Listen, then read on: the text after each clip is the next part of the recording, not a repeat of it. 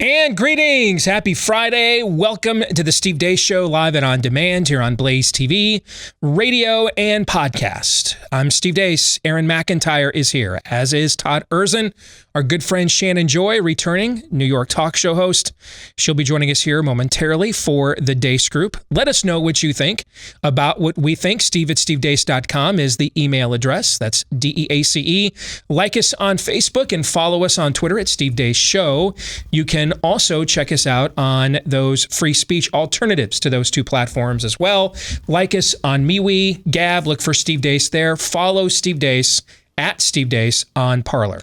And if you are looking for clips of the show that you can sample for free and then hopefully share with other people, go to youtube.com/Steve Deace and also rumble.com/Steve Deace Show. I'm going to warn you, we are doing some distracted broadcasting today. For the very first time, my beloved Michigan Wolverines are playing as the 1 seed in the Big Ten tournament.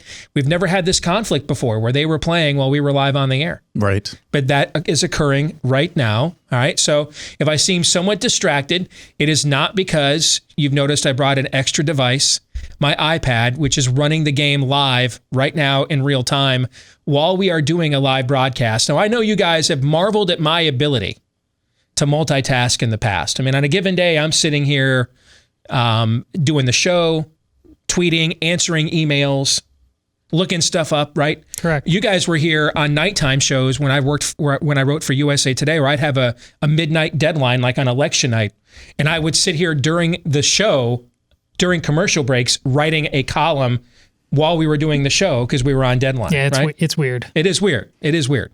This is going to test those limits, though. Okay, this is going to test those limits, but I'm ready. I decided, you know what? I usually have Built Bar time in the middle of the show. I decided to bust out the Built Bar before the show began. All right, so I feel like I've got my we used to do these liners with our kids when they were little, have them come on and talk about dad in their baby voices. And Zoe once said, "I can feel it.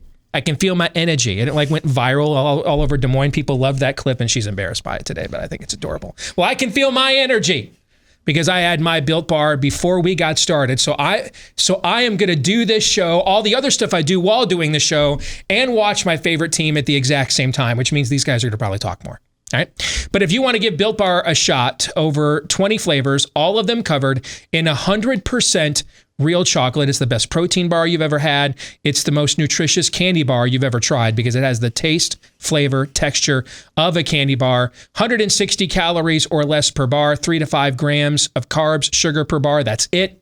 Up to 20 grams of protein per bar. You cannot beat it. You can try it right now. Use my last name, Deace, as the promo code, DEACE. Definitely make sure you check out the chocolate chip cookie dough, the coconut chunk brownie. The new flavors are spectacular. Use my name if you've never gone there before for your first time at BuiltBar.com, BUILT, BuiltBar.com. But hey, we don't want to discriminate against those of you that are coming back for seconds or thirds. So if it's your next trip over to BuiltBar.com, you can use the promo code DEACE to get 20% off as well. Coming up a little bit later on, of course, it will be time for your feedback on a Feedback Friday. But we begin, as we always do, with the Deace Group.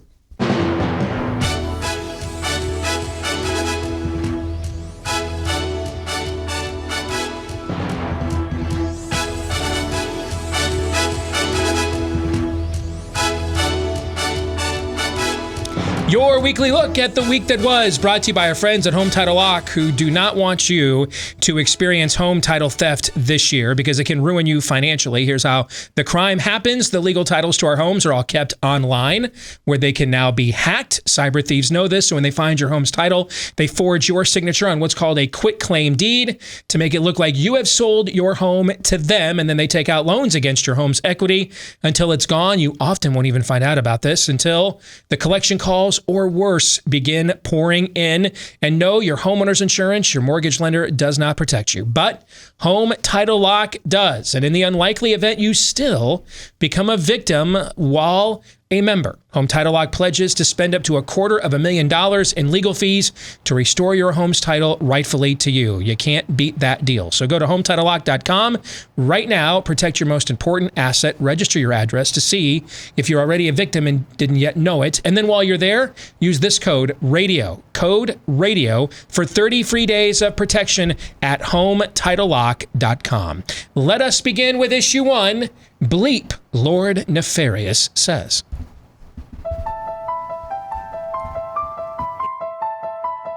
When this pandemic ends, and it will end soon, we're not going to go back to normal, because I think we all agree normal was never good enough. The president will deliver his first primetime address to commemorate the one-year anniversary of the COVID-19 shutdown. If we do all this, if we do our part, if we do this together, by July the 4th, there's a good chance you, your families and friends will be able to get together in your backyard or in your neighborhood and have a cookout or a barbecue and celebrate Independence Day. If we can show South Africa for a second, look at what has happened there. They first detected it in October of 2020. Huge surge, as you can see there, their biggest surge, and now it's come way, way down. Less than 1% of the country, John, has been vaccinated. So again, that steep decline is not because of vaccines. That is another reminder, even with one of these concerning variants, that basic public health measures work. Commemorate the one-year anniversary of the COVID-19 shutdown. Listen to Dr. Fauci, one of the most distinguished and trusted voices in the world.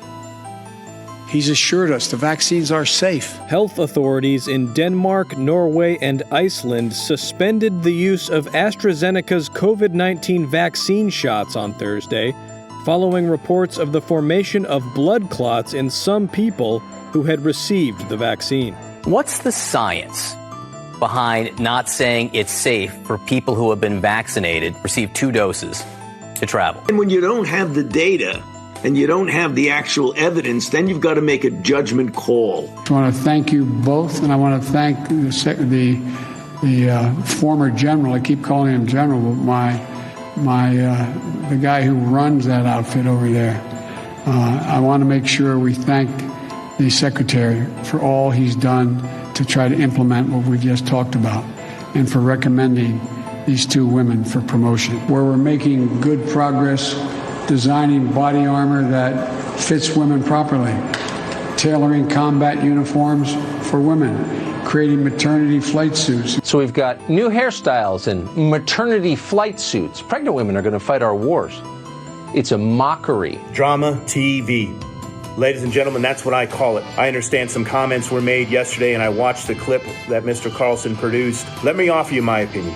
My opinion is based off of 28 years of actual service in the military, 28 years in the Marine Corps, in combat operations out at sea and in garrison. Those decisions were made by medical professionals, by commanders, and our civilian leadership. We were promised a White House cat. What happened to that? Where is the cat? Today's a good day for the cat. I don't have any update on the cat. We know the cat will break the internet. Now, today, there are over 3,700 children, unaccompanied migrant children, in Border Patrol custody. They're spending, on average, over 100 hours, 4 days, in these facilities that are jail-like facilities not meant for children. So how can you say that's not a crisis? Well, I think what Ambassador Jacobson and Secretary Mayorkas were conveying, and what I've conveyed, is it doesn't matter what you call it. I know Governor Abbott down in Texas has expressed some of his concerns, and many of those have not been based in fact. Anti-Semitic platforms like Gab have no place in Texas, and certainly do not represent Texas values. They're putting that stimulus check on the back burner. They're putting the minimum wage hike on the back burner. And they're dropping bombs in Syria right now. And those bombs are kind of expensive for a dude who owes me $2,000. So first question, what was the best of this week's worst? Shannon, as our guest, you get to go first. Go ahead. Hey, fellas, I have to go with Joe Biden and his address to the country.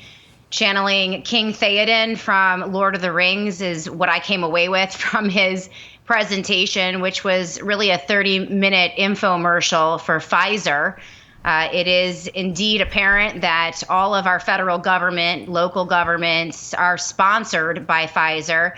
And the fact that Pfizer isn't getting a return on their investment because that was the worst marketing pitch I've ever seen in the history of my life. Go and take this experimental mRNA vaccine that has not been properly tested, is not even approved by the FDA, only under emergency use authorization. Get this experimental vaccine, and maybe by July 4th, we'll let you out of your cages for a couple hours to have a little barbecue. Make sure you're under the 10 number. Wear your masks and social distance, but we can't even guarantee that.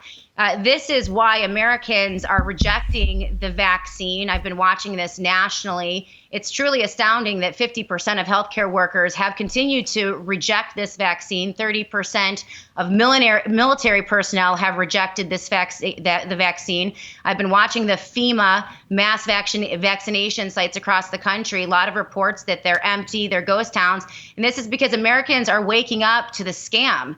And they're waking up to the fact that so many of our politicians, including our president, are bought off and paid for by big tech and big pharma, despite the fact that we now know from VAERS, the federal reporting agency, there have been tens of thousands of serious adverse reactions resulting in emergency room visits and urgent care visits, and also almost 2,000 reported deaths post-vaccine. That's the immediate adverse reaction. We don't even know what to expect in 6 months regarding the long-term effects of that mRNA technology and pathogenic priming. So, that was, for me, the most egregious statement of the day. And it's quite clear to me that we have no one, at least at the federal level, and no Republicans as well. I mean, this is, an indictment on Joe Biden. But remember, it was President Trump that gave us Operation Warp Speed, and Republicans in office right now who are saying nothing about this. And so to me, that was the worst. Aaron. It's the gruff sounding camouflage donning ex-Marine or current Marine talking about responding on behalf of the military, responding to a cable news host comments about how pregnant women in combat or military roles is not exactly a good idea. The fact that our military would even think on any level, at any level, that it's one of their priorities to respond to a talk show host, one, that's mind-blowing. But two, what it's about as well. I mean, we had these conversations back in 2015 and 2016. I remember that.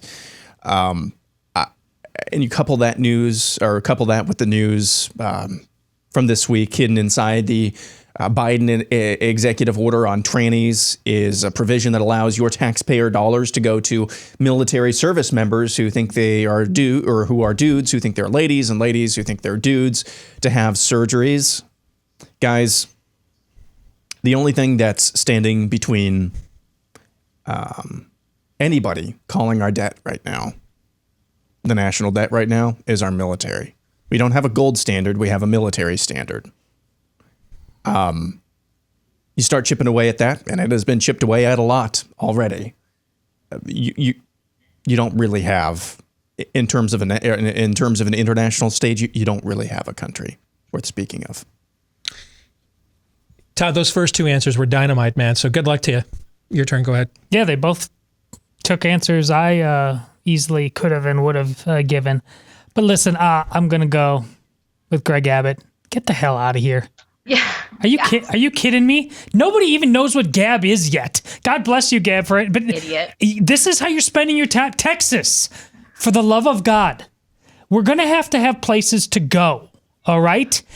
Get your house in order and enough with this fool. How's that? That's pretty good. I mean, I want to go back to what you said for just a second. Did you look at his answer? The Marine Corps, the Marine Commandant's answer to Tucker Carlson? Yeah. There was no answer. It wasn't an answer. I've been here for 28 years. It's all appeal to authority fallacy. He might as well just said, keep locking down because Anthony Fauci said so. I mean, there no data, no moral authority, just all appeal to authority fallacy. Well, we went through these chains of command and came up with this decision. Well, I don't know. We've come up through, that's nothing. That doesn't tell me anything. We've done chains of commands and decided that Aborigines were 1/3 human. We've done chains of command and decided that blacks were 3/5 of a citizen. We've done chains of commands and decided, the earth's probably flat. I mean, that doesn't do a damn thing. That doesn't mean anything. It doesn't mean absolutely anything. It's a complete, frankly, the word I'd like to use for that, a Marine Commandant, and I'd be happy to say it to his face, because I'm pretty confident if that's his argument, I could whoop his ass. What he is, I can't really say on this show, but I think you all know exactly what I'm thinking. Furthermore, any society that ever sends its women out to fight its wars while its able-bodied men stay home, let alone its pregnant women, isn't worth defending or preserving or conserving anyway. That society is dry bones, brother. That is a dead letter, is what that society is. Let's get to the exit question. And I decided this week, not to bust Lindsey Graham's balls this week, because frankly, I thought he was starting to like it. So let's get to the exit question on a scale of 1 to 10. With 1 being how many years Joe Biden will be lucky to last in the White House, and 10 being how many times Kamala Harris has already plotted to invoke the 25th Amendment. Rate this week's level of total depravity. Aaron? 8.5. Todd? 10. Shannon? 10. I'm 8.5. Aaron, what's up with you, man? I just... Still on your honeymoon? Apparently. All right. Let's get to issue 2. First rule of assassination is you kill the assassins. A weekly tradition unlike any other for the past couple months is another bombshell or expose on the organization known as the Lincoln Project. The Lincoln Project, of course, is the group started by former Republican consultants that made no small name for itself by roiling Trump supporters and Trump himself over the last couple of years. But it started to fall apart, as you know by now, after allegations of homosexual predatory behavior on the part of one of the group's co-founders, ex-John McCain campaign manager John Weaver. In the weeks that have followed, it's become clear the Lincoln Project is and has been an inconvenient ally to the left. And now that the election is over, the market for their services is apparently dwindling. This week, the New York Times published yet another expose regarding the Lincoln Project, focusing largely on the group's finances and intra-organizational civil wars on how to divvy up the grift. The story details the origins of the Lincoln Project and its unexpected quick success, garnering over $87 million in donations last year. The group's co-founders, Rick Wilson, John Weaver, Reed Galen, and Steve Schmidt, the story says, acted fast to funnel money out of the organization, a PAC, to vendors they themselves own. Quote, the behind-the-scenes moves by the 4 original founders showed that whatever their political goals, they were also privately taking steps to make money from the earliest stages and wanted to limit the number of people who would share in the spoils. Over time, the Lincoln Project directed about $27 million, nearly a third of its total fundraising, to Mr. Galen's consulting firm, from which the 4 men were paid, according to people familiar with the arrangement, end quote. The story also delves into the allegations against Mr. Weaver, once more reiterating previous reporting that, contrary to some of the co-founders' assertions, the group really did know about Weaver's conduct as early as January of 2020. The story goes on to tell of a civil war that broke out amongst leadership at the Lincoln Project. Quote, not long after the election, with relationships fraying over the group's finances, Mr. Schmidt and Mr. Wilson sought to formalize their control of the project by pushing to join the board of directors. Mr. Steslow and Mr. Madrid, also board members, were sent a resolution to sign that would add Mr. Schmidt and Mr. Wilson to the board. Mr. Steslow and Mr. Madrid instead requested a meeting to discuss the proposal. They were rebuffed. What followed was an attempt by some of the aforementioned names to funnel millions of dollars from the Lincoln Project into a new PAC and general run-of-the-mill douchery the founders are known for. Whatever becomes of the Lincoln Project, it's clear they've served their purpose to the left and now are a liability. All right, I want to provide a disclaimer. Here's why I chose this topic. I have no interest in relitigating their role in the last election because, frankly, I don't think they had one. I don't think they made any impact whatsoever. I think they just provided political porn for MSNBC viewers who were tired of the current episodes of Leave Me Alone, I'm Baitin'. That's not why I picked this topic. I picked this topic because a lot of the people involved in this organization were involved in running the Republican Party for about 25 years. Oh, yeah. Secondly, I picked this topic because this is a trend line we're seeing, which gets to the opening question I'm going to ask. And I want our audience to be educated on who they're up against, meaning both the people running the Republican Party or have in the past and are vying to still contend to control it, but then what they're up against on the left, because you're going to have to fight a two-front war, folks. I mean, you don't have a political party. You have one maybe you can throw up there if you want as a speed bump to slow down what's coming over the wall, but you really don't have a platform nationally that represents you, right? But you know that. And so I think it's important for us to do a little reconnaissance on the culture of the opposition here. So Todd, I'll start with you. True or false, the Lincoln Project was merely a construct for Democrat media agitprop that Michael Avenatti once was. And when he was useless, they took its place. And now that they've served their purpose, they'll be taken out to the curb as the trash. And something else will then, when they need it, will just be put in its place. False. A lot of that is true, but they are more than Michael Avenatti was. And it speaks to what you already said about how long these people have been names within the Republican Party. Within the Catholic Church, I think I've used this before, but there is a term for the homoerotic subculture that has wormed its way into some of the upper echelons, and it's called the Lavender Mafia. This is the Republican Party's Lavender Mafia. So like a fifth column is what you're describing, kind of a thing. Okay. Yeah, and so it's way more than what Michael Avenatti tripped into. No doubt they ultimately had got to the point of utter insanity over Orange Man Bad that they allowed themselves to be used in a particular way at a particular time. But more broadly speaking, these people have been a cancer for a very, very long time. And they've defined the Republican Party as much as anybody has. Aaron, what do you think? I think for the record, by the way, Aaron, this is the Republican Party that's existed most of your lifetime. Yep. When you hear the three of us getting old, middle-aged folkies over here talking about waxing poetic about a Reagan era thing, you don't know any of that. The Republican Party that you know was the one that was run by a lot of these people most of your life. Correct. Yeah, correct. It's been a sight to behold. Let's call it that. I think the difference between Michael Avenatti and the Lincoln Project, Michael Avenatti never rose above content for cable news. Right.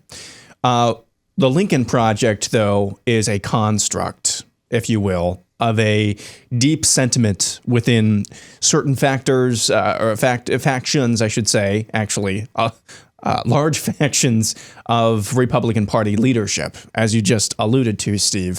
So there's a big difference. Even though it provided a lot of content, it doesn't just begin and end there. They're programmers. They are programmers. Exactly. They're the other side of the looking glass, if you will. So it's much deeper than that. And I really don't think there's a heck of a lot more that needs to be said. Then this is, as you just said, this is who the Republican Party, this is what they think of you. Nothing sums that up more. And guys, on the boomer generation, I have been skeptical, let's say the least, if not antagonistic towards the boomer generation. But nothing sums this up better than when what's his face, the guy who lives in Florida on the Lincoln Project, not Steve Schmidt, the other one, Rick Wilson, went on CNN, started doing his Southern accent impression of Donald Trump supporters, calling them credulous boomer rubes. Yeah. That's what they think of you. That's what they think of me and you and everybody listening and watching this right now. They have disdain and animosity for regular people like you. And that was just an extension. The Lincoln Project was just an extension of that. Shannon, floor is yours. That's a great answer, Aaron. Go ahead.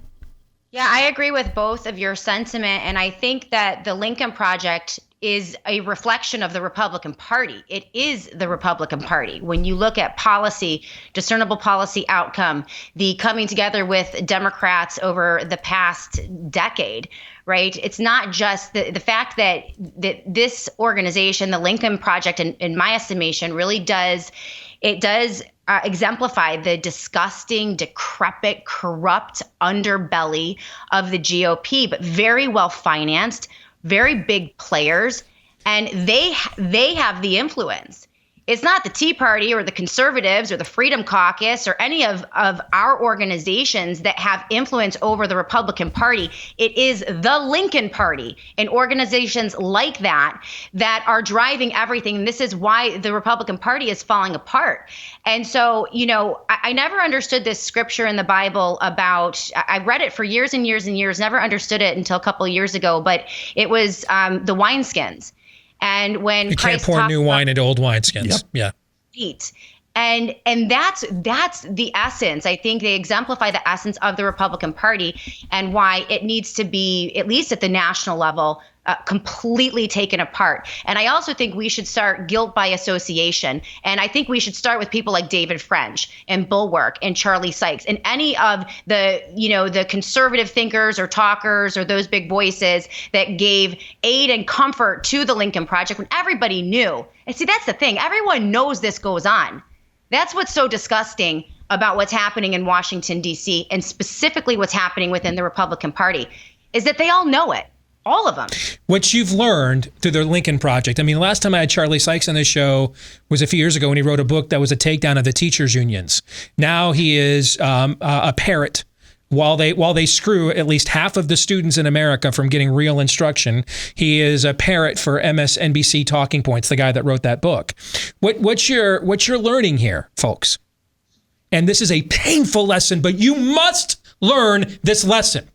Pay attention to what I'm about to say. You wasted the last 25 years on this party. Yep. You were never going to win. I mean, Shannon's out here quoting the New Testament. Let me quote it again.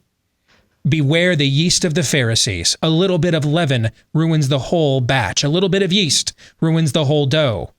All right? They were always at the top.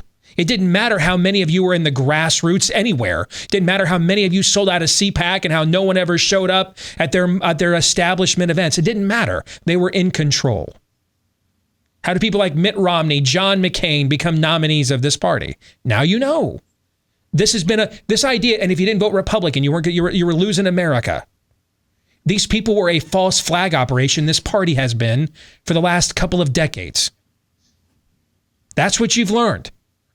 And don't let them get away with the excuse, well, Trump's persona was just so bad and immoral and radioactive that they couldn't take it anymore. No, it just gave them the excuse to do what they always wanted to do. That's all. But this is what they did behind the scenes. And this group of people exists in every Republican Party in the United States of America, every single state. I promise you they do. I promise you they do. This is a false flag operation. And it has been for a couple of decades now. Now, a lot of you are nodding your heads and saying, well, that's why we voted for Donald Trump, to get an outsider in there. Understand, that can't be a one-time outlier one-off. And by the way, on any given day, half the time you like who he's endorsing right now. The other half of the time he's endorsing these people. Okay? It's Lindsey Graham that's going down there to wash his feet at the Mar-a-Lago every other day. Why? These people must be defeated with every bit of the maximum prejudice as the spirit of the age. In fact, the spirit of the age would not be where it is in our culture today if, pardon the pun, the Republican Party had been a real bulwark for what we believe. Exit question. How's that for being distracted while my team ended the half on a 14-2 run? Was that okay? You did all right. Okay. Exit question. Who or what will be the next Democrat media agate prop? Todd. Are you... Everyone? Everyone. Yeah. Aaron, I was looking for something a little bit more specific, but okay. I'm just going to pull this out. How about a transgender Navy SEAL? Not like an actual person, a transgender SEAL, like the animal that lives in the ocean. That's going to be the next agate prop. Shannon, you have 15 seconds for your answer. Go ahead. How about Meghan and Harry? There you go. It'll be an NFL player. Yeah. I could see that too. Yeah, I could see that too.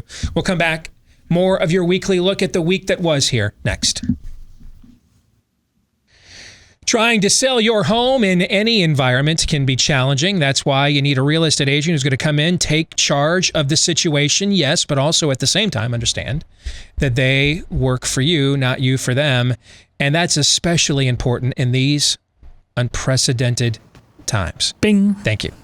So where would you find said agent? Well, it's not like, when you go to the real estate company that is king in your market, they just openly rank their agents from worst to best or best to worst. It's not like an agent just puts on his own profile, hey, I'm really lazy, or she puts on hers, hey, if I can't move your home in 30 days, I'm going to probably, just mentally check out. No one does that. Thankfully, though, someone has told you who you can trust, and the name kind of says it all. RealestateAgentsITrust.com is a website company started by Glenn Beck and some of his associates who were tired of agents who talked a big game but then didn't deliver the results when needed the most. They don't want that to happen to you. Thankfully, it doesn't have to. With RealestateAgentsITrust.com, we can find you an agent that you would trust just about anywhere you want to move in America. So this is all you need to do. Go to this website, RealestateAgentsITrust.com. Again, that's RealestateAgentsITrust.com. All right, back here with our good friend Shannon Joy, New York talk show host, as we continue on with the Deace Group. Our weekly look at the week that was goes to issue 3. Fire Fauci. A year ago this week, Dr. Anthony Fauci told the nation young, healthy people should be able to go on cruises, should they choose. I think if you're a healthy, young person, that there is no reason, if you want to go on a cruise ship, to go on a cruise ship. Just 48 hours later, and fewer than 2 weeks after he wrote in the New England Journal of Medicine comparing COVID to the seasonal flu, Dr. Fauci told Congress we're facing the closest thing to an extinction-level event in modern human history. The seasonal flu that we deal with every year has a mortality of 0.1%. The stated mortality overall of this, when you look at all the data, including China, is about 3%. It first started off as 2 and now 3. I think if you count all the cases of minimally symptomatic or asymptomatic infection, that probably brings the mortality rate down to somewhere around 1%, which means it is 10 times more lethal than the seasonal flu. I think that's something that people can get their arms around and understand. Fast forward to present day after the hemming and hawing over the models of last March and April, permission to hook up on dating apps telling you masks don't work and then only masks work, but you still have to wear a mask after being vaccinated. Fauci, even this week, is still doing his thing. What's the science behind not saying it's safe for people who have been vaccinated, receive 2 doses, to travel? And when you don't have the data and you don't have the actual evidence, then you've got to make a judgment call. When the seminal construct floats through the fallopian tube, and then there's the expendable principle. That's who this guy is, dude. He's the Damon Wayans character from In Living Color. Yeah. All right, that's what's going on here, okay? So what will happen first and why? Aaron, I begin with you. Fauci is fired / removed, or the 25th Amendment invoked against Joe Biden. Which happens first and why? I think it's going to be the 25th Amendment, because even last night, Joe Biden himself said, you need to trust Dr. Fauci. He said the vaccines were safe, even though this is literally the same day that Denmark joined 6 other European countries in pulling off the AstraZeneca vaccine off the market. I'm not saying the vaccines are not safe. I'm just saying let's just be honest. Okay, we don't know if they work or are as effective as we said they were. But no, we can't do that. They're completely safe. They work 100% of the time, but you still can't go anywhere, and you still need to wear a mask, double mask, triple mask. That's what we get from Fauci. But it's the old gravelly voice. It's kind of the long vowels, kind of that. What is it, Brooklyn or Queens? I don't know. One of those New York accents. People just like to trust him. He's like good grandpa, and people still, I think, love him to some degree. So I think it's far more likely that the 25th Amendment is invoked before Dr. Anthony Fauci is removed. I will tell you, though, a tweet of mine that went somewhat viral as somebody with my small platform can go. I will say that it looked as if many lefties not Right America, were interacting with the tweet where it was a year ago, Tuesday, I believe, when Dr. Fauci said you can go on cruises. So I don't know. I think the tide might be turning on him just a little bit, just based on my own little anecdotal nugget there, but we'll see. Todd, what happens first and why? Well, I'm with Aaron. See, he'll just shapeshift and go away for a while or take a different tack, and he's got away with it. And the problem is holding him accountable is tricky because there's so many people early on that became members of the cult. To step away and ultimately call him for the fraud he is also ultimately calls you out as well. And that's what's so self-reinforcing about the hardest thing about leaving the cult is just first of all saying out loud, damn, I'm in a cult. You know, these people don't want to do it because they think they're the smartest people in the world. We all know who they are, where Karen gets her superpowers from. He will not be held accountable, ever. Shannon, your answer to this question is what? I think it's absolutely going to be Fauci. And the reason, and this is a phenomena that usually only existed with press secretaries, right? But it is now true for bureaucrats, educrats, technocrats, anyone involved with the United States government. They have to get up and lie every day. Mm-hmm. They have to get up and lie mm-hmm. and obfuscate and change the benchmarks, change the goalposts, and lie some more, and then lie a little bit more and do it over and over and over and over again. And until it doesn't work any longer. And I think that we're seeing with Fauci, especially to Aaron's point, that Democrats, now that Trump is out of office and they don't have to worry about Orange Man bad any longer, they are becoming increasingly uncomfortable with lockdown. And I'm seeing this happen in an astounding way in New York State, okay? The moms here, the lefty Karen moms, are going bonkers, okay? They want these schools open. They're over it. It's done. And so they tacitly kind of accepted this whole COVID thing for a while because they knew in the back of their mind that, you know, this could help get rid of Donald Trump. But now that that's done, there is going to be an enormous backlash against Fauci. And so he's going to have to go. I also think they're going to change the narrative. I don't know if it's the Ides of March or I have PTSD, but I am getting the sense that there's going to be another event, or they're going to try to manipulate some type of event. It might coincide with some of these long-term effects of that mRNA technology and the vaccine. And if we have a problem there, then they're going to need, and my point being a problem is, people start dropping dead from it because of, that immune response. They're going to need someone in office to begin the new lie and to take the ball, down the field a little bit further. So I think it's absolutely going to be Fauci. I agree with Shannon. I think, in fact, I'm even more bold. I think the lockdown thing is over. I think people are just beyond tired of it. And all the reasons that she indicated, it's what I see around the country as well. And the fact that he's getting pushback from the media that elevated him, that canonized him, beatified him, is because of what Shannon talked about. His lies have exhausted themselves. He has outkicked his coverage. The media can't cover for him now. They told everybody last year when it was really 15 days to flatten the economy to win the election. Okay, they couldn't say that, and so the plan really was stay in your home without a vaccine, which really meant stay in your home while we use the mail-in votes to get the election outcome we want. That's what it really meant. Right. But now that the vaccines are here, you can't, their own narratives are colliding now too. They have to stay with a consistent narrative too. Otherwise they look beyond foolish even to their own base. Because yes, everybody that wants to, that is in the Branch Covidian cult that voted for Joe Biden. But not everybody that voted for Joe Biden is in a Branch Covidian cult. Shannon, you're right. There's a lot of Karens that are frankly sick of their friggin' kids. Okay. Want the schools open, want the kids out, want them at the movies, at the mall. They're beyond tired of it. And I think Fauci's usefulness, once Cuomo is gone, which will happen shortly, once that is gone, he will be the next target. I completely agree. That's the next trash that has to go. Why Cuomo and then Fauci? Because they're the number one easiest targets for their political opponents, us, to beat them over the head with. That's why they have to get rid of them. Exit question. If Fauci's 6-month future were the lyrics to a Pearl Jam song, which Pearl Jam song lyrics would it be? A, arms lay in a V as the dead lay in pools of maroon below, which doesn't really mean anything. I just love that lyric. B, you're still alive, she says. Oh, but do I deserve to be? C, she lies and says she's in love with him. She can't find a better man. Or D, oh, praying now to something that has never showed him anything.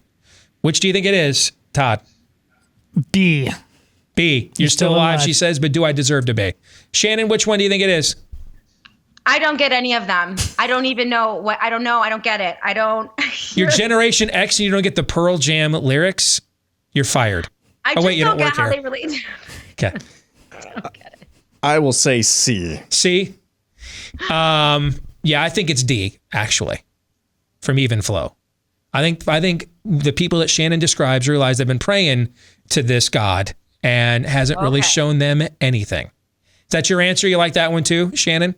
I understand it now. Okay, all right. My brain does not work that fast. I can't process that Lyric fast. A doesn't mean anything. I just felt like I could not do a Pearl Jam reference without their best song, Jeremy. So I just threw that lyric in We there. required your Pearl Jam exegesis to finally get to the question. Yes. Pearl Jam hermeneutics found only here on the Steve Deace Show. Issue 4, did the audience make the right call here? Look at these Twitter results. We asked our audience straight up, who would make a better president? Kirsten Sinema, the bisexual woman of the people in Arizona, the Democrat, or Mike DeWine, who is hopelessly devoted, madly in love with COVID-19. So I'm not asking you what your take is. All right. This is how I'm getting around Shannon's I don't do binary choices, okay? I'm asking you what you think of the audience's choice. Shannon, did they make the right call here? What do you think? The audience is brilliant. They're brilliant. That emperor is completely naked. He has no clothes. He needs to be exposed. And I would take a, gay, bisexual, transgender. I don't even really care.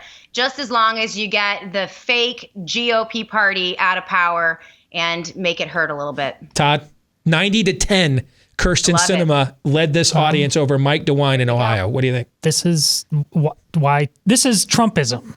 The part of Trumpism that's good that we like that extends beyond the orange man. This is what, and if we're gonna throw more than a bone, Team GOP. Yes, to the most ardent Trump supporters in our audience, we don't do a good enough job of being thankful for this, because there's no question that I used to say these things when I didn't have freedom to. I just didn't care about annoying you, but now Trump has. I mean, the freedom I have to say and have no backlash from anybody in my audience. That's my team. That's my quarterback. Yeah. I should be far more thankful for that than I am, because I do think it is a positive that we can just call BS on almost everybody now. Almost. There's still a few sacred cows out there, but on almost everybody now, you can call BS. I can even call BS on Trump, provided I'm coming at him from the right. If I come at him, if it's about, well, he's not nice enough, nobody cares about that. But we proved last year on lockdowns, when we said all year long that was the dumbest decision anybody's ever made, our audience doubled. And a lot of them were people that went out and voted for him. So we should be more thankful to him for that. I should acknowledge that. So I just did. Aaron, your thoughts? Yeah, I was going to answer some split the baby way, but that just didn't sit right with me. So I think they did make the right call, because just like you were tweeting this morning, you're sharing some weird foxholes.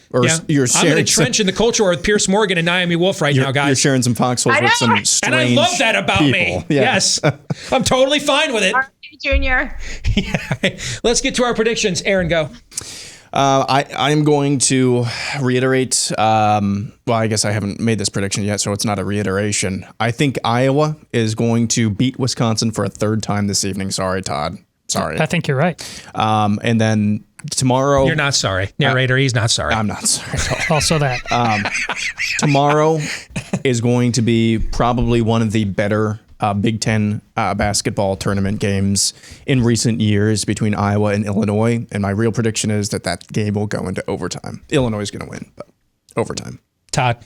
Well, speaking of Iowa, Wisconsin, but listen, I'm not only going to die on this hill. I invented the hill. I was on this hill longer than anybody, and all the momentum is trending in my direction.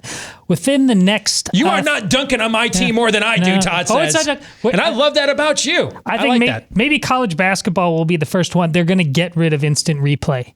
I hope. And I hope that leads to it going away in the NFL and everywhere. It's stupid. It's dumb. It's made things worse. And I'm winning all those arguments, so it's fantastic. I don't think any of that's going to happen, though. Shannon, go ahead. I'll bet that Steve Deace is never, ever, ever, ever, ever going to lump me again ever on Team Old Fogey on this Deace Group. All right? I will listen. I'm sorry. I'll make it up to you. You're the best looking member of Team Old Fogey. Is that an acceptable penance? A little bit better. Okay. All right. Team Aaron. Okay. Well, the prediction I was going to make has already happened. That with Trump backing, Herschel Walker was going to run for U.S. Senate back in his home state of Georgia. So that already occurred. So I got the tip on the dope rhino about that early this week. And then a couple days later, it happened a little bit earlier than I was told it was going to. So I'm going to go one step further. Oh, you Herschel Walker. That's one of the greatest iconic college football calls of all time. When he was a freshman and he ran over Bill Bates. You remember that? You remember that play when we were kids? He ran over Bill Bates, the great safety for the Tennessee Volunteers, who went on to play for like 75 years for the Dallas Cowboys. Okay, I think he just retired last week. And he runs him over in the end zone, and the call by the Georgia play-by-play guy, oh, you Herschel Walker. Herschel Walker, dude. Herschel freaking Walker is going to be the next U.S. Senator from the state of Georgia. Okay. May as well. Listen, I kind of think that's completely, totally badass. I do. And to me, this is like if you won't have to run for office now. Okay. I know you've been wanting to run for office as a social experiment just to see if you could get elected, number one, and then number two, not cave like everybody else seems to. Yeah, Herschel Walker's going to do it for you. Yes, Herschel Walker's going to do it for you. I'm game. Dude, if Herschel friggin' Walker goes there and becomes Kevin McCarthy, then you know it's just not possible. All right? It's not. Stay home. Okay? Shannon, always good to see you. Thank you. Take care. Thanks, guys. We will return with Hour 2. It is Feedback Friday. It'll be your turn. And we will respond to your responses to us when we come back. Stay tuned. Back with Hour 2, live and on demand on Blaze TV, radio, and podcast. Steve Deace here with Todd Erzin, Aaron McIntyre, and all of you. Let us know what you think about what we think via the stevedeace.com inbox. Email the program, steve@stevedeace.com. You can also like us on Facebook, follow us on Twitter at Steve Deace Show. And of course, you've got the free speech alternatives to those platforms as well. Look for Steve Deace on Gab, MeWe, follow at Steve Deace on Parler. And if you're looking for clips of the show that you can sample yourself and then share, I hope, with others, go to youtube.com/Steve Deace or rumble.com/Steve Deace Show. And for those of you that are into the podcast, we're into you being into that podcast. So thank you very much. Please show your gratefulness by hitting the subscribe button, leaving us a 5-star review. The more of you that do that, the more the podcast will continue to grow. And it also happens to please our overlords, benevolent though they may be. They still exist down in Dallas at Blaze HQ. So thank you to all of you, the thousands of you that have done those two things for us already. Let's begin a Feedback Friday sponsored by our friends over at Expressvpn. We've been talking about them on the show now for months. So why haven't you gotten a VPN yet? Maybe you thought, hey, this is America. We've got free speech and privacy laws. You're serious. No, we don't have those things anymore. Especially if you voted for Trump last time, you're probably on a list, but you probably already knew that. So why do you want to use ExpressVPN when there's others out there that you could use instead? Well, first of all, it's easy to set up. You can put it up on up to 5 of your devices in no time at all for both your computer and smartphone. It encrypts your network data, reroutes it through a secure server, so you can use the internet more anonymously without having all of your activity tracked by people that frankly would like to end you. So take it with me. With ExpressVPN, you launch the app, just tap one button to protect yourself, and you are good to go. It's just that simple. It's why it was rated last year #1 by several different outlets. So now's the time for you to take the stance. With ExpressVPN, take back your privacy at expressvpn.com/Steve. Again, go to expressvpn.com/Steve and find out how you can get an extra 3 months for free when you sign up at expressvpn.com/Steve. You guys ready to go? Yes, let's go. Yep. All right. This is one of the few times I've ever been criticized in this manner. This is someone claiming I'm being too easy on the audience. All right. This is Mark Barham. He writes, "You guys are being too nice to this audience. I'm willing to bet you haven't heard that much before, but it is true. They need a kick in the pants to get in the fight before it's too late. Usually I listen to your show every day live on the BlazeTV, but I had to miss it today. I had to calm down a parent after their 11-year-old autistic daughter came home from school crying to tell her mom that she is sorry for being white. She was sorry for slavery and all of the benefits she enjoys for being white, and she was beyond upset. Steve, tell your viewers they're a bunch of cowards. If they really cared about the rise of the trans movement, critical race theory in their kids' schools, and every other movement from the bowels of hell we're witnessing, it wouldn't be going on. Audiences like yours have the power to stop the spirit of the age by just taking actions, by just getting off their rear ends. I run a local grassroots group that is currently on a crusade against the 1619 Project in our local schools. I send an email list with your videos on a weekly basis. They watch them and agree with your message, but they don't care, Steve. They know who the enemy is, what the enemy is doing, but they would rather let someone else deal with it. Most won't even care enough to act for this poor autistic girl. Please be brutally honest with your audience. You've outlined the enemy and nearly their every step to take down Western civilization as we know it, yet too many don't care enough to act.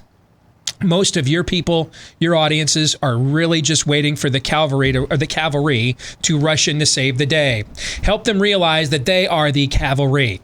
They're the last line of hope for their kids, grandkids, and Western civilization, and history will judge them, not the enemy, for how they react. Will they stay out of the fight and look like an abused wimp to their kids as they watch in horror as their lives change beyond repair? Or will your audience stand up and fight? Go to board meetings, start political groups, put the fear of God in their elected officials. Please put a foot up your audience's butt all the way to the kneecap, as they know the enemy, but they just don't seem to care enough to act on it. Fair or unfair, or is there a little bit that's fair and a little that's unfair? I didn't really hear criticism of us. I think this is a guy who's just fed up, and he is us out there doing what he can. But listen, I get it. I feel this in my own district, and you keep marching on. So this is him telling us, thank God, really, it was more of a compliment and a pat on the back, and don't be afraid to burn it down even more. I mean, I really didn't honestly hear a criticism. Let me tell you this, though, Mark.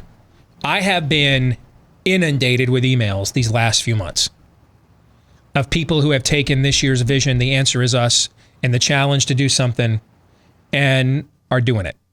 I've probably answered more questions about how do I run for office and things of that nature. I've gotten so many of those, I don't even have time to answer them all. So I do think some form of a sleeping giant is beginning to awaken. Okay? At least I see evidence of it in my own inbox anyway. Any thoughts on that? Well, I hope you're right, but I think you're right as well. We've just in the last couple of weeks had a couple of women on who, homeschooling moms, pretty soft-spoken, but they're out there fighting the war as hard as anybody else. So, yeah, I agree. Yeah, and that's not to say that the pressure ever needs to go down on an audience or on our audience, but I would say there are more instances than I have ever heard of when I'm on this show, as I've been on the show and working for Steve, more instances of people taking affirmative action, like actual positively steps, action that I can ever recall. I don't know if that's been your experience too, Steve, but that's not to say that it's enough, but that it is happening more than ever before. And I'm with Todd too. I didn't really hear much of a criticism. I just, it sounded, not to be narcissistic here, but it kind of sounded like me talking to you about the mask mandate, Steve. Really, Texans were really ticked off about that. It went into effect July of last year. In the heat of the summer. In Texas. Yeah. You can't tell me that they were really upset about that and that they just let it go on for that long. It's kind of that type of vibe that I'm getting. Let me also say this too. As someone that's been involved at a grassroots level in my home state, from school board to state legislature, governor, was involved in the effort from the ground up in what is still the only time in American history we have defrocked judges off the Supreme Court by popular referendum, etc. That it doesn't take as many of us as you think to make this happen. But it takes more than zero, okay? It takes more than we currently have, but it doesn't take as many of us as you think it does. And the long-term ramifications of that are seen in the way our state has behaved during an unparalleled, unprecedented crisis compared to a lot of others. Where even when our governor has on a temporary basis instituted some of these flat earth voodoo precautions that don't work, she's always put like deadlines and things of that nature on them.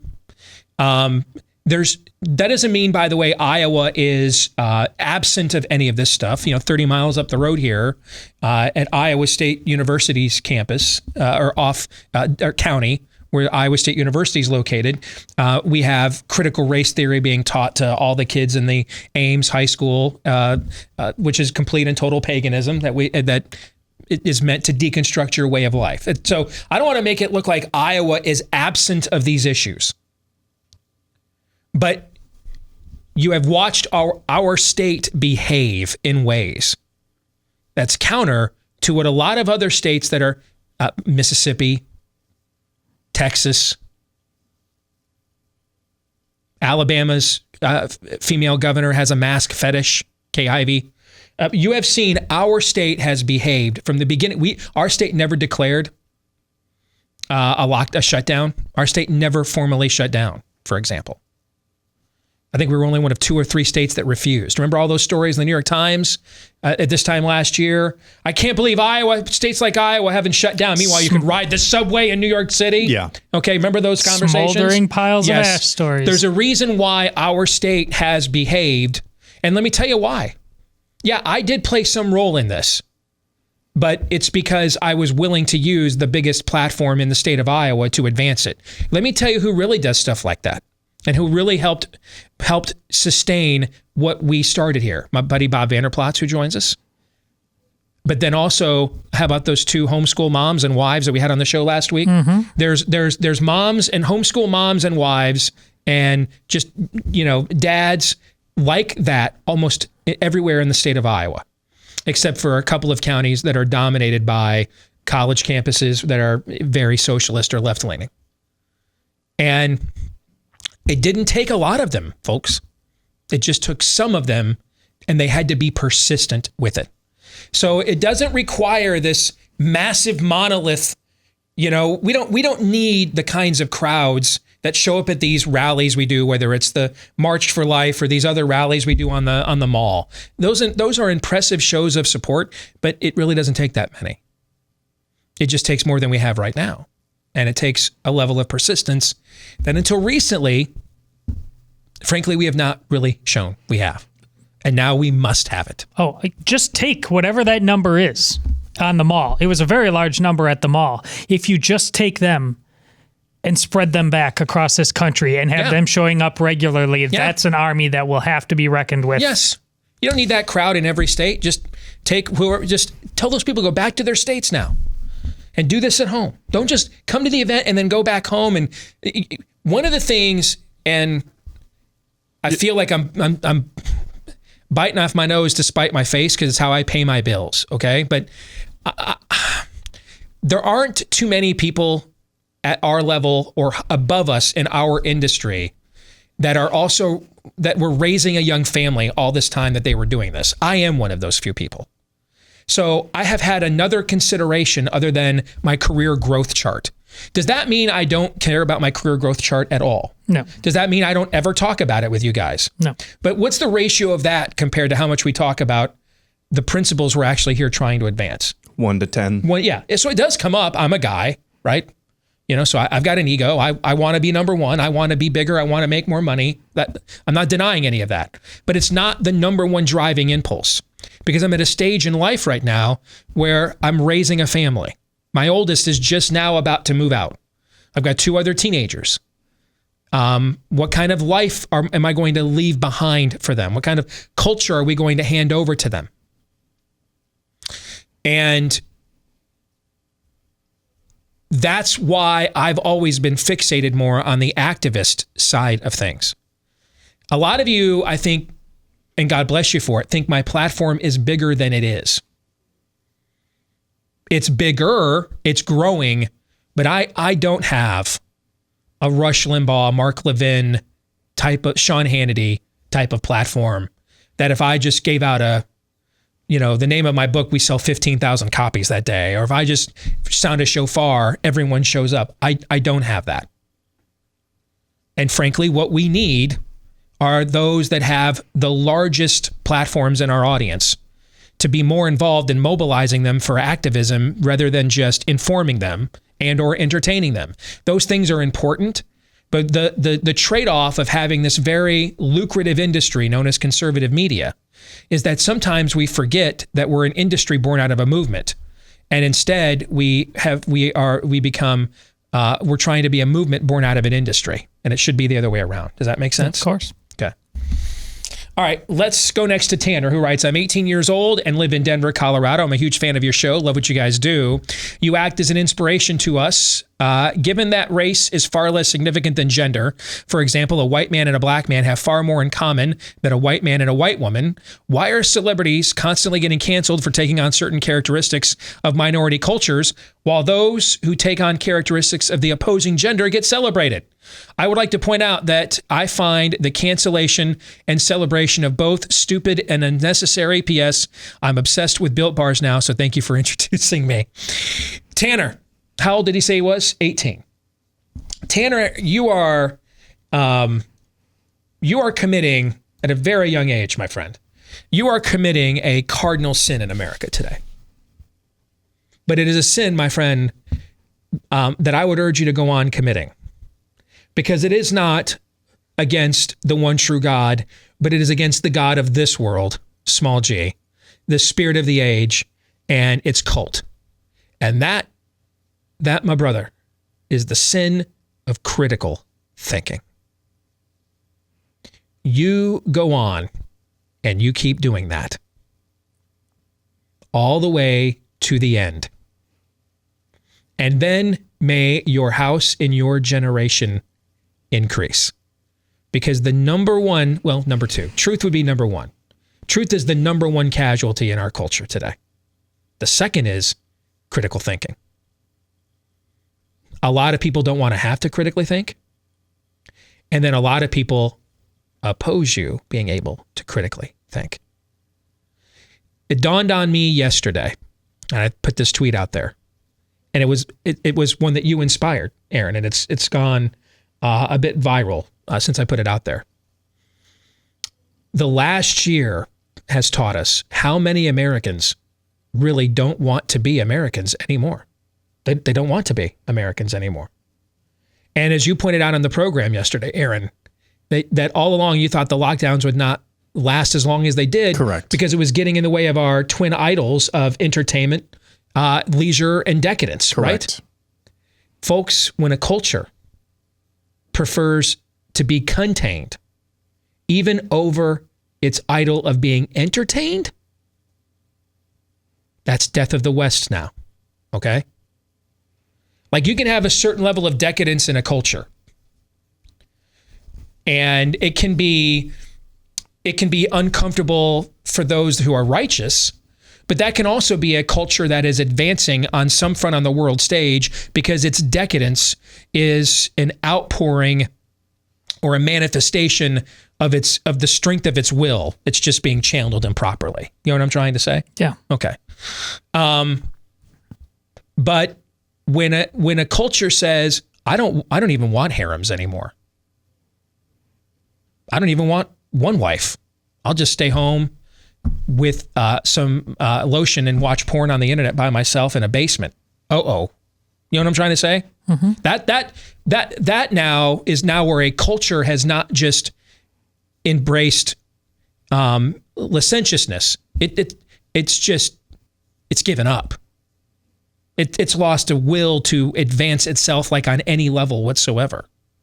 And when a culture says, I guess I'd rather sit home and watch Tiger King than, sit behind home plate for a manager special at my ballpark like I used to every day, outdoors in the sun. That we're heading to death of the West when that happens. And it's hard to share a culture with people who don't want to be Americans anymore. And there's a lot of them, unfortunately.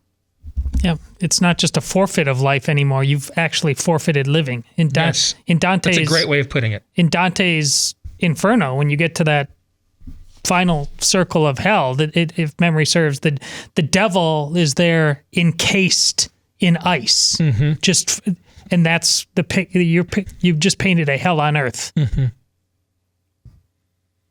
That is that's bleak. But here's the good news. Goes back to what I said a few minutes ago about Mark saying I needed to kick the audience in the pants a little bit more often. If that is where a lot of Americans are, and I think they showed this past year they are, then it really doesn't take that many of us to run them over. You know what I'm saying? Mm-hmm. If there's that many Americans that are just going to roll over and play dead, then they're even easier for us to outmaneuver then. It just takes commitment and persistence. That's all. We'll come back with more of your feedback here in a moment. I didn't think the clock was wrong. Ron, are you freaking kidding us, Ron? Is Ron watching a basketball game? Ron, I'm sitting here doing a show, watching a college basketball game when my coach gets thrown out. Did he get thrown out? Yeah, I don't know what happened. I just looked and Juwan Howard got thrown out of the game. Yeah, and he was like losing his mind. Fighting. Yeah. Oh, outstanding. All right. I was like, I didn't think it was time for the break, but there's a certain amount of irony that I'm talking here about pushing back, and just some idle voice in my ear says 30, and so I just compliantly say, all right, we got to wrap it up. It's for the children. And then I didn't even look at the clock until all the music and everything was done, and I looked at the clock. I'm like, wait a minute. All right, I got to follow some of my own advice. Let's continue on a Feedback Friday after that extremely awkward pause. Brought to you by Joe Biden's dementia. Josh Suiters writes, I'm a senior music education student at James Madison University. Oh man, sorry about what happened to you guys during championship week. I always feel for those schools that win their conference in the regular season. Yep. And then losing the conference tournament, I'm a daily listener of you guys' show. I love segments like Buy, Sell, or Hold, Feedback Friday, etc. As you can probably tell, though, I'm also a conservative. I consider myself to be a constitutionalist conservative on, and maybe somewhat libertarian on some issues. However, I'm not emailing you to tell you about all the views I have, but rather to ask for any advice you guys may have on being slandered. Due to the fact that I'm a conservative on a college campus, as well as a very open one about my politics, I've been slandered over and over again. Most recently being called a racist and having it make quite a bit of a splash in the School of Music here at JMU. Of course, this is not the first time I've been called this, along with homophobic, transphobic, and the other various cancer culture specialties, and it certainly won't be the last, as I'm a conservative going into the leftist field of education. One of my directors in the School of Music cannot believe someone would call me a racist. However, he is on the left as well, meaning he has never had to experience the slander that those of us on the right side of the aisle endure every day. So my question to you is, where does this stop? When does the deliberate attack on people like us stop? When will there finally be a point that those of us that are conservative don't have to be scared that we will lose our jobs, or in my case, future job, simply because of politics? And finally, what can I do at my university level to try and stop this culture from continuing to fester? So Josh, first of all, man, thank you for what you're trying to do and stand up for, okay? There are two answers to your question. One that is completely out of your control, and another that you have a role in controlling. So let me start with the answer that is completely out of your control. Revival or bust.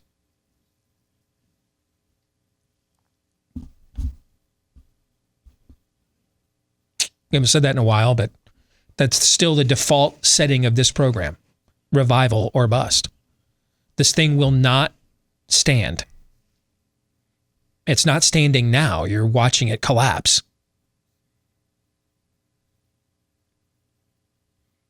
That story in The Atlantic I was talking about yesterday on Theology Thursday at the gym this morning.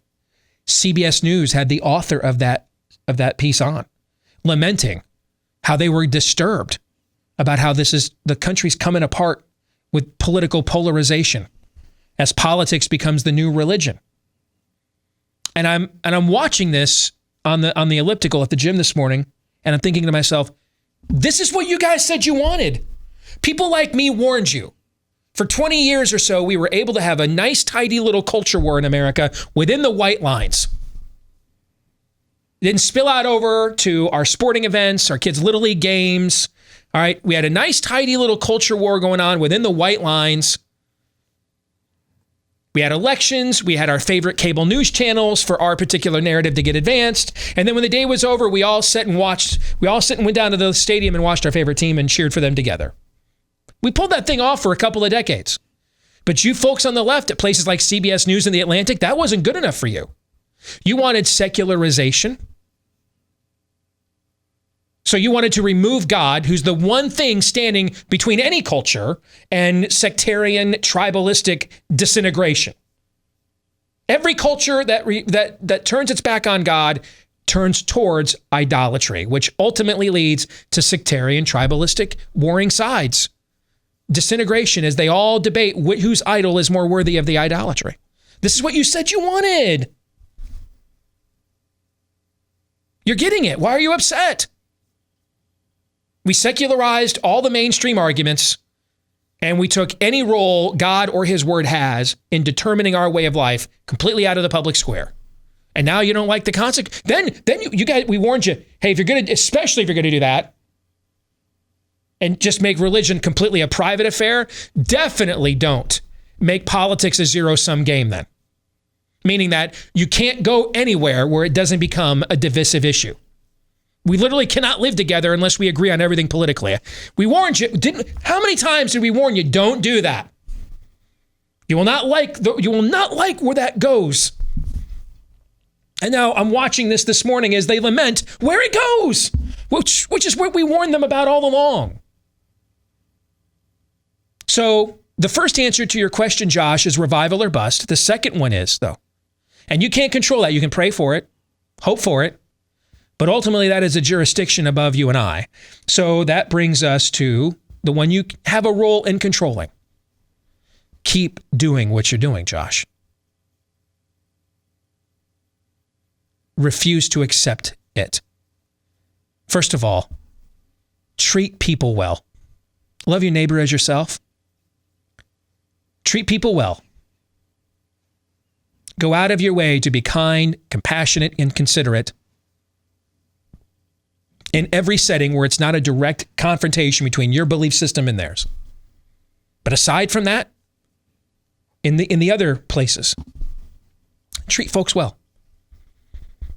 So that, like you mentioned, the person you're with in this music department, you've built up a certain amount of character with him. This is going to sound an awful lot like a Sermon on the Mount, Beatitude, but you've built up a certain amount of character with him that he can't besmirch you. He's seen what kind of a human being you are. Let others see that too. Do not go for the false choice of, I have to be a douchebag or I don't stand up for what I believe in. Stand up for what you believe in fiercely. Don't back down one iota. Eye to eye, if you have to. But outside of that setting, mercy triumphs over judgment. You have to walk and chew gum at the same time. This is true for all of us. And then make them in broad daylight when and if they finally decide to run you. Make them do it in broad daylight for the reasons that they don't want to have to admit that they're doing it. And then people like me will help you become famous and viral when they do this to you. But that's the path. treat people well, refuse to back down at the same time, 1 iota. And then be willing to take the slings and the arrows. Any other thoughts on that? You must be comfortable being uncomfortable. If you're going into music education, I mean, either you need to make a conscious decision to go out into rural Iowa or something like that and teach there. But if you go in to even in Des Moines, Iowa, our largest city, or one of the suburbs here, unless something changes, you're going to be going to war on some level. And be honest with yourself about that. That's one of the fundamental problems. And it goes back to what we were talking about earlier on why we're dealing with what we're dealing with. It's our level of comfort in this. We don't want to give that up. We think the United States is just on autopilot. It can't possibly go away. It can't be Rome. Oh, yes, it can. Nothing's going to change unless we're willing to be uncomfortable. It's going to take being willing to be uncomfortable. More of your feedback Fridays. Are we right? Is the clock right this time? I think so. All right. All right, we'll come back with more here in a moment. Well, one of the things we learned over the last year is if you can take control of your health, to do so, because you never know when they'll make the stupid decision like shutting the healthcare system down again. That's where our friends at Brickhouse Nutrition come in. Because, a lot of the things like, now the stuff I told you at this time last year, vitamin C, a lot of the vitamin D. Now they want to admit all this stuff, right? This has been established science for actually, in this case, centuries. A lot of the stuff that we always knew, we're relearning it again. For example, a diet rich in fruits and vegetables, typically somebody who eats more of those is typically healthier than somebody who doesn't. Why is it? Because those things come with a lot of the vitamins, minerals, nutrients that help your body be healthier, the immune system in the gut, heart health, etc. Duh. Well, it's new nowadays. Unfortunately, it's not easy to go to the store constantly, get fresh produce. That's where our friends over at Brickhouse Nutrition come in with Field of Greens. It is packed with 18 clinically researched essential fruits and vegetables, plus other natural ingredients that are healthy and good for you too, like ginger, beets, green tea, and more. Powerful combination that supports overall health, like heart health, immune system, metabolism, blood pressure, digestion, etc. Just put 1 scoop in any glass of water-based drink, stir it up, and you are good to go. You're going to probably get, in that one drink, more fruits and vegetables than the average American gets in a day, if not more. If you want to give it a shot, go to BrickHouseSteve.com right now. Get 15% off your first order with the promo code Steve at checkout. And they've got it available now in multiple flavors. So BrickHouseSteve.com, 15% off your first order with the promo code Steve at BrickHouseSteve.com. Let's continue on with some Feedback Friday. This is from Eric, who says, why don't Christians and conservatives use class action lawsuits? It's great to debate the issues and try to speak of morals and ethics, but there's real victims of radical agendas. I watched Senator Paul try to ask Rachel Levine a serious question, and he was devoid of any concern regarding Senator Paul's question. You're not going to win an argument with that. So why aren't we focused on actual victims? I want to see a class action lawsuit against drug companies in the state of California on behalf of young men and women who started taking hormones or had transition surgeries as minors, but later realized it was a mistake.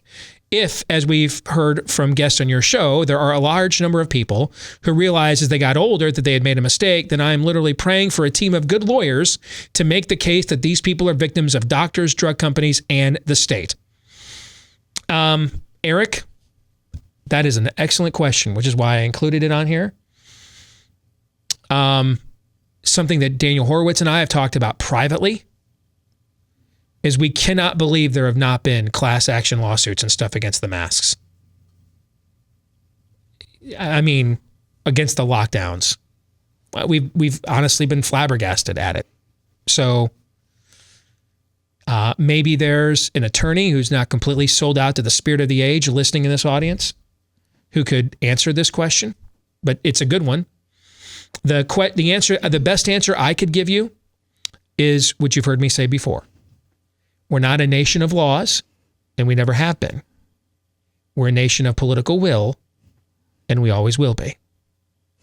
I think those attorneys and the people who may be thinking about it, the fact that this is going on simultaneously with woke culture, people believe if you pick a fight these days, you may not just lose the fight, but you may be canceled altogether. Yeah. Well, that goes back to what I just said then. You don't have the political will, so you're going to get rolled. Yep. Don't blame anybody. Don't blame the spirit of the age. You know, it's my old buddy Brad Stein. I've talked about this before too. He's got a part of his original comedic routine is, you know, Catholics see Mary everywhere and Protestants see the devil everywhere. I can't believe I lost my job. The devil's after me. No, moron. You were late for work 3 days in a row and never offered an excuse or never called in. You did you. You played yourself. Okay? So if you're right, and you could very well be correct about that, if you're right, then understand they didn't do this to you. You did it to you. You allowed yourself to be outflanked, outcommitted, and outconvicted. So you played yourself. I have no sympathy for that on any level whatsoever. Do you?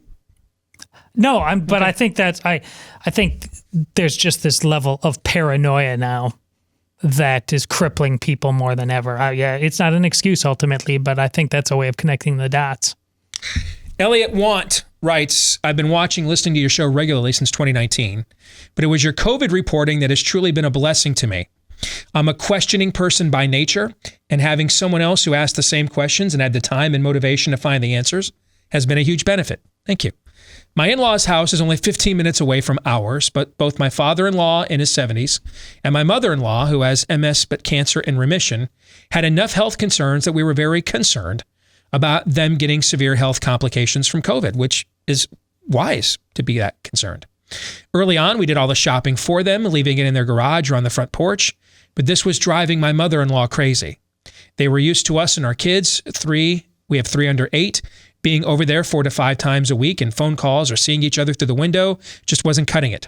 Eventually, with help from the facts you guys provided, we broke that barrier and started seeing them again in person, which pretty quickly returned to normal with them. We continue to limit their interactions with the public, but with the help of actual facts, we were able to get us and them back to as a normal life as we can under Governor Blackface here in Virginia. This has been an extra blessing considering my mother-in-law died suddenly in early January of this year. It wasn't COVID and it wasn't her other known health conditions. It was a heart condition that none of her many doctors had found. None of her friends that are current or retired medical professionals picked up on. As much as the suddenness of it has royally sucked, having it happen at her home instead of walled off in a hospital, separated from us, has been a help. So thank you to you 3, your families and friends that supported you through this, and to all the others that have asked the same questions and provided helpful answers. Your questions and answers helped us have as normal a life as we could for what ended up being the last 9 months of my mother-in-law's life. The reason I wanted to share Elliot's email with you in the audience is because it's a reminder. There's a bigger cause at stake here than, can I get booked on Fox News tonight? How many books will I sell? How good will our movie be? How many live reads did we sell out in the show? Those things are all part of this job. They have a certain level of importance to make sure that this job can be successful and can continue being a job, right? Mm-hmm. Nothing about any of those things I just mentioned are bad, terrible, on their face, immoral, wicked, right? Right. Right. But they can be if they become the alpha and the omega of why we're doing what we're doing here. We're playing for real stakes here. Real stakes. I knew at this time last year, if I go all in on this and I'm wrong, my career's over. In fact, the 3 of us had that conversation privately before I did what I did. Because it wouldn't just be my career over, it'd be the 2 of yours are pretty much over too. We'd be doing something else for a living. I mean, push back on a pandemic when people's lives are at stake and be wrong. And by the way, if I was wrong, I would have deserved everything I would have gotten. And I think that's why some of my peers were nervous about pushing back on this. Maybe they had larger platforms. more at stake to lose. You know, I just have Todd and Aaron as my employees out of my pocketbook. I don't have 10, 20, 30, 40, 50, 60. I don't have publicists and all the other people that some others have. So I get it. There's a calculation there. But you know what, though? The calculation works the other way, too. Because not only did I debate with myself at this time last year, what if I'm wrong? You know what I also debated with myself? What if I'm right? What if I'm right? And then you didn't help people like this, and then you're the previous discussion. You played yourself. That's right. What if I'm right, and I could have helped families like this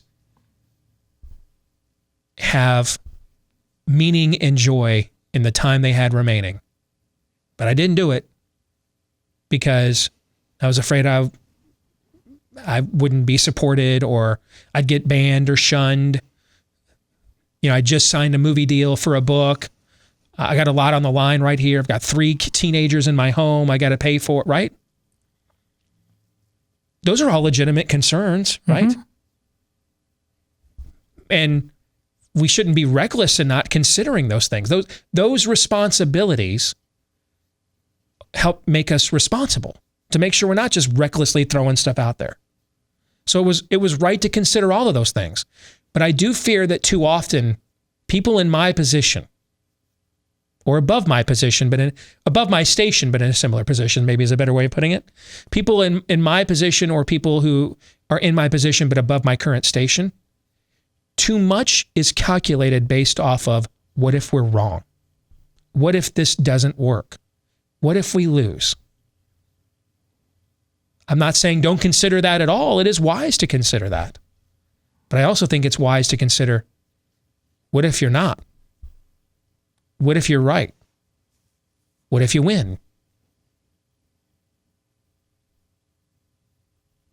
I think maybe what helps me a little bit with this is just, I'm being a kid born to a 15-year-old mom. My default mechanism, pardon me, my default mechanism is all in. I often have to be talked out of that. And there's nothing wrong with people who are more cautious. It takes everyone, right? Mm-hmm. Wisdom in a multitude of counsel. My default setting, though, is whatever. I'm all in. I mean, I shouldn't even be here right now. I was born to a 15-year-old mom, man. Poor white trash. So let's see what we got. Let's go for it. I mean, I walked away. I could have earned 85 to 130 grand a year for the rest of my life at WHO. Essentially got to do everything in Iowa that I wanted to do for free. Raise my family in a really cool suburb where they never had to move. That's a pretty nice life. There's worse ways, right? Yeah. Could have done that. I was like, let's go all in. See what we can do. Now we're here doing the show after Glenn Beck, one of the biggest names in the history of the industry. My default mechanism, being a kid born to the 15-year-old mom who barely escaped the abortionist knife, my default mechanism is just to go like playing with house money like pretty much daily. So let's see. I'll call the hand. Let's see what we got. Doesn't always work out for me, though. Sometimes it doesn't. Sometimes it blows up in my face. And so I need to sometimes have cautious people around me. All right. But I think sometimes we are way too cautious, the people in my position. Maintaining your success and how that gets to reward the other people around you is important. That's being a good steward, right? But here's the ultimate success, though. That's important success. It's not the ultimate success. The ultimate success is using the platforms we have to maintain a way of life that has been one of the few bright lights in this creation where everything groans with sin east of Eden. To me, that's the ultimate win.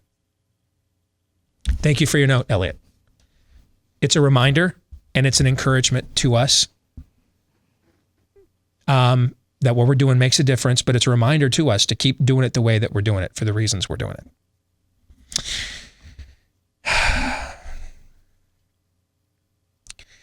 Shelley Dowdle writes, I'm a ditto head. I've been reading and listening to anything and everything Rush since he passed away. I've heard a lot of radio TV folks ask who will replace Rush. Some answer that there isn't just one person, that the void must be filled by all of us.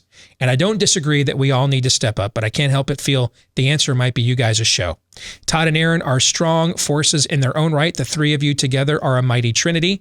Thank you for lighting a fire under me as well as making me laugh so hard. Your show helps me keep moving forward and not curling up in the fetal position and sucking my thumb. That's very kind, Shelley.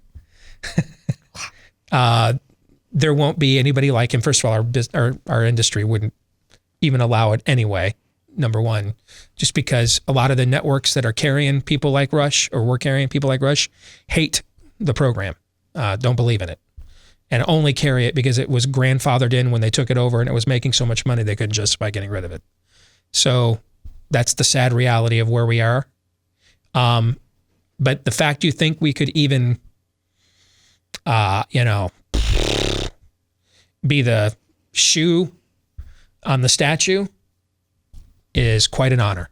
So thank you very much. Who knows though? Come talk to us after a book and a movie. I did just give a really resounding speech about, it's about more than that, No, but I'm just saying that the opportunity and capitalize. Okay. It is about more. I'm saying after that, those are the things that make a magnify voice in all of the proper ways. Sorry. Is Monday the 15th? Yes. Yeah, it's the 15th. Yeah. Cool. Yep. Monday's the payday. Yep. Well, the 16th is actually when they launched. What'd you say? I was just saying it's payday. Oh. I give up. I tried. But the books and the movies aren't like about nothing. They're about I give this impassioned speech. Todd just basically goes easy E. Hey, you got to go for yours because I'm going to go for mine. Aaron responds with, isn't it payday Monday? I give up. I've read the book and the movie. They're about advancing the principles.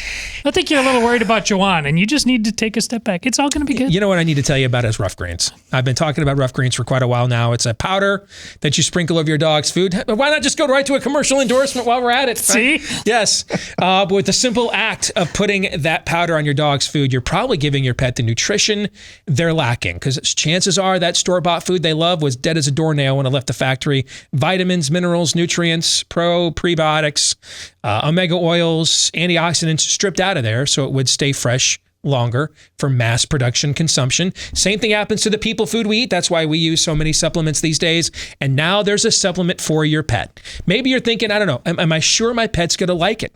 How about we just give it to you to find out? Just give you a bag. All you're going to pay is the shipping. We'll give you a 2-week supply for free. You just pay for the shipping. Find out, does my dog like it? Does it work? Roughgreens.com. That's where you need to go. RUFF for roughgreens.com. Free 14-day jumpstart bag for you. Just pay for the shipping to see, hey, is this something my pet can get into? At roughgreens.com, or you can give them a call at 833-ROUGH-DOG. Again, that's RUFF 833-ROUGH-DOG. This has been a weird show, okay? Ron forgot how to tell time, the engineer in Dallas. I referred to Shannon as an old fogey. On my side screen, my head coach almost got in a fist fight with the other coach. This has been a weird show. All right. But we're going to stick around and do the overtime for Blaze TV subscribers at blazetv.com/Deace. For the rest of you, have a great weekend. We'll see you again on Monday. Until then, John 3:17.